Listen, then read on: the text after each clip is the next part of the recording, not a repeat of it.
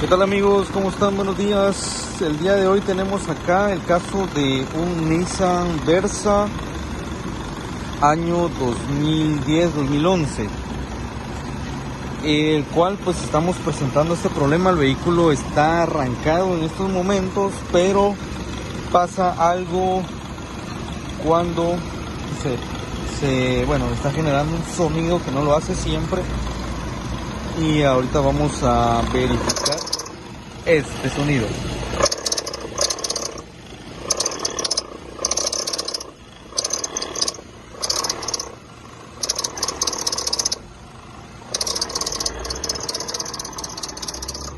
Ese es el sonido que hace, y pues vamos a diagnosticar para ver cuál es el problema en sí, dónde está el problema. Vamos a desarmar. Para esto pues vamos a tener que quitar todo esto, y en el siguiente capítulo pues vamos a ver cuál es la pieza que está mala.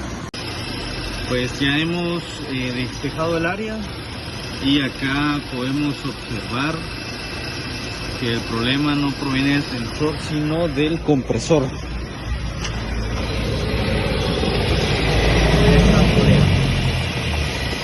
podemos ver que el sensor está trabajando lo normal, no es la polea del sensor, sino la polea del compresor.